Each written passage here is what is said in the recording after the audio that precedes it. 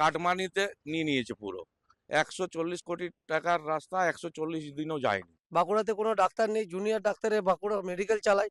রাস্তা না পাহাড় আপনি বুঝতে পারবেন না। বিভিন্ন সময় এমার্জেন্সি পেশেন্ট গেলে তাদেরকে ব্লাডের জন্য খাতড়া বাঁকুড়া এর ছুটে বলতে হয়। পাড়া আছে এমন পাড়া, তাদেরকে খালের পুকুরের জল খেতে হয়। কোনো চিকিৎসা নেই। রুগীকে যদি নিয়ে যাওয়া হয়, সেই রুগীকে সাথে সাথে রেফার করে আমাদের বাঁকুড়া নিয়ে যেতে হয়। বাঁকুড়াতে নিয়ে যাওয়ার পরে বাঁকুড়াতে রুগী যেথা আমাদের ভর্তি হয়, ভর্তির পরিকাঠামো নেই। বাঁকুড়াতে কোনো ডাক্তার নেই, জুনিয়র ডাক্তারে বাঁকুড়া মেডিকেল চালায়।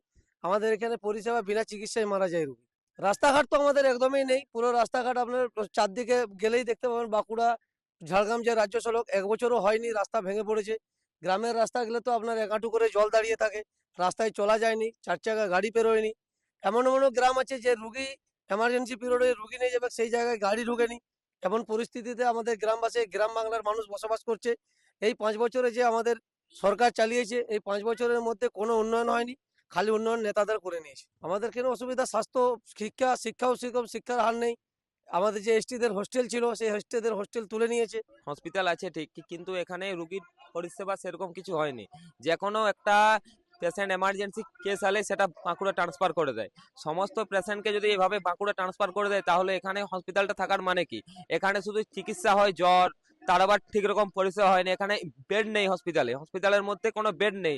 আপনি যান, আপনারা দেখতে পারেন হসপিটালের পেশেন্ট মাটির নিচের মধ্যে চট মেলে এভাবে স্যালাইন চলছে, এভাবে বসে আছে।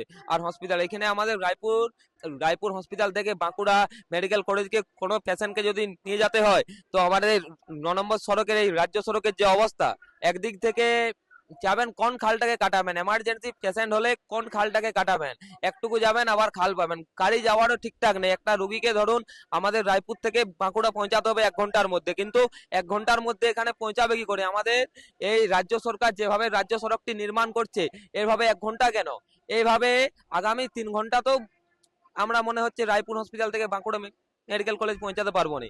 এখানে উন্নয়ন হয়েছে বলতে স্বাস্থ্যগুলোর মধ্যে শুধু নীল সাদা রং হয়েছে, আর কোনো উন্নয়ন হয়নি। আর রায়পুর ব্লকের স্বাস্থ্য পরিষেবা বলতে, রায়পুরে একটা সুপার স্পেশালিটি হসপিটাল হয়েছে, বিগত 8-10 বছর আগে হয়েছে। এই হসপিটালে ডাক্তার নার্স আছে সীমিত, 24 ঘন্টা কিন্তু পরিষেবা নেই। সুপার স্পেশালিটি হসপিটাল, এখানে লিফটের ব্যবহার আছে, কিন্তু লিফট চলে না। মোট কথা একটা গ্রামীণ হসপিটাল আছে, গ্রামীণ হসপিটালে সপ্তাহে হয়তো 1 দিন আসে ডাক্তার, হয়তো আসেও না। পুরো হসপিটালটা জুড়ে জরাজীর্ণ অবস্থা, সেখানে গাছপালা ঘাস এইসব কিছু হয়ে গেছে। এখানে প্রাইমারি স্কুলে, অনেক প্রাইমারি স্কুল বন্ধ হয়ে গেছে, কোথাও আছে একজন মাস্টার, কোথাও নেই। ওষুধের ঘাটতি প্রবল। মানে কি, হসপিটালে গেলে এইখানে অ্যাক্সিডেন্ট হয় মাঝে মধ্যে। এই রাস্তার যে পরিকাঠামো, রাস্তা 140 কোটি টাকার রাস্তা তৈরি হয়েছে লোকসভার আগে, কাটমানিতে নিয়ে নিয়েছে পুরো। 140 কোটি টাকার রাস্তা 140 দিনও যায়নি। প্রত্যেক দিন মোটর সাইকেল, বড় গাড়ি সবকিছু অ্যাক্সিডেন্ট হচ্ছে। অ্যাক্সিডেন্ট হওয়ার পরে ওই হসপিটালে যাচ্ছে, super speciality hospital. First aid করছে না, তার আগে বলছে চলে যাও বাঁকুড়া। মানে সব কিছুই আছে, কিন্তু সব ওকেজো। হ্যাঁ, নার্সরা ওই রকম নার্স, বলছি তো, নার্স ডাক্তার একই, 24 ঘন্টা পরিষেবা পাওয়া যায় না। প্রত্যেকটা জায়গায় বেড আছে, কিন্তু বেডে নোংরা, এই সামনে নোংরা, যেখানে মানে আউটডোরের পাশে আবর্জনায় ভর্তি। মানে দেখলে ওটা হসপিটাল বলে মনে হবে না। রায়পুর ব্লকের স্বাস্থ্য পরিষেবা বলতে, এখানে স্বাস্থ্য পরিষেবা বলতে হসপিটাল আছে, কিন্তু হসপিটালের কোনো ডাক্তারও নেই, নার্সও নেই। এমনকি রুগীরা যে আউটডোরে মানে দেখাতে আসে, সে আউটডোরটাও মানে নোংরা জলে ভর্তি, সে রাস্তা দিয়ে পেরানোর মতন অবস্থা নাই। রুগীরা যে আসছে চিকিৎসা করানোর জন্য, ডাক্তারবাবুদেরকে দেখাচ্ছে, ডাক্তারবাবুরা যে ওষুধ লিখে দিচ্ছে, সে ওষুধটাও রুগীরা ঠিক মতো পাচ্ছে না। প্রেসক্রিপশনে থেকে ওষুধের নাম বলে দিচ্ছে, রুগীরা বাইরে থেকে ওষুধ কিনছে। এমনকি এর ফলে সাধারণ মানুষের, যারা গরিব মানে যাদের কেনার ক্ষমতা নেই, তাদের বিপদে পড়ছে আর কি। নার্স তো দেখাই মিলে না, ডাক্তার তো নাই বললেই চলে আপনার হসপিটালে। রাস্তাঘাট তো সব পাহাড়ের মতন হয়ে গেছে, উঁচু নিচু। ঠিক আছে, রাস্তা না পাহাড় আপনি বুঝতে পারবেন না। ঠিক আছে, রাস্তা দিয়ে গেলে মনে হবে যে পর্বতের উপরে উঠছেন। পানীয় জলের অবস্থা খুব মানে সংকটের মধ্যেই আছে সাধারণ মানুষ। সব জায়গায় জলের ব্যবস্থা ভালো না। এমনকি এমন এমন জায়গায় আমাদের জল আছে রায়পুর বিধানসভার মধ্যে, সে জল মানে পান করার মতন না। কাজ বলতে আমরা তো চোখে দেখতে পাই না, কাজ বলতে এই তো উন্নতি, এই যে রাস্তার অবস্থা দেখুন।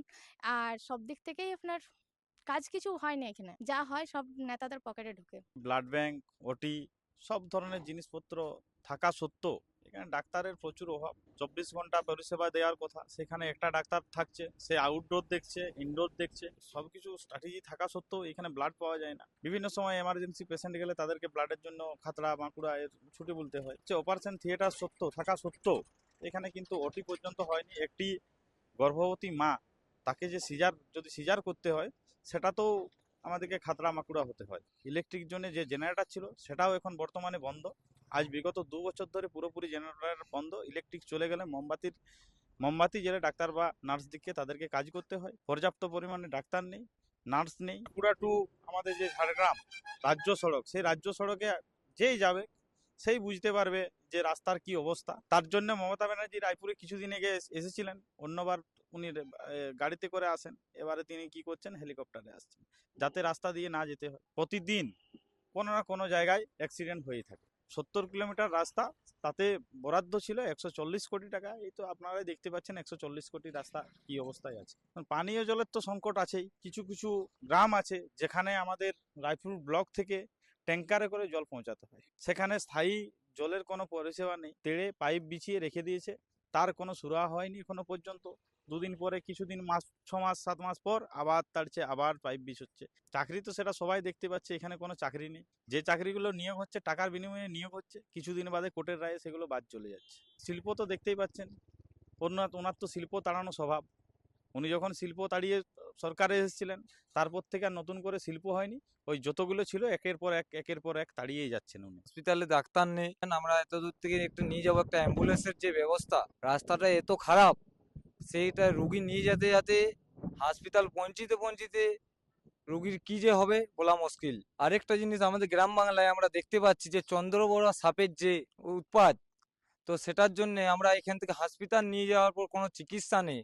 এখান থেকে বাঁকুড়া নিয়ে যেতে যেতে তাতে সে রুগী মারা যাচ্ছে। ছোট ছোট হসপিটাল যেগুলো আছে ওগুলার তো কোনো পরিকাঠামো নেই, ডাক্তার আসে না টাইমে, হসপিটাল ভেঙে পড়ে আছে একটা সাইডে। এই রোডের তো একদিক থেকে কাজ হচ্ছে, একদিক থেকে খারাপ হয়ে যাচ্ছে, রোডের কোনো পরিকাঠামো নেই, পিচ পড়ছে না ঠিকঠাক ভাবে। পানীয় জলের যে অভাব, আদিবাসী যে পাড়াগুলোতে পানীয় জলের কোনো রকম ব্যবস্থা নেই, তাদেরকে 1 কিলোমিটার 2 কিলোমিটার যে পানীয় জল আনতে হয়। আমার অঞ্চলে একটা পাড়া আছে, এমন পাড়া, তাদেরকে খালের পুকুরের জল খেতে হয়। মানে এখানে কাজ তো কিছুই হয়নি, শুধু ভাষণ হয়েছে।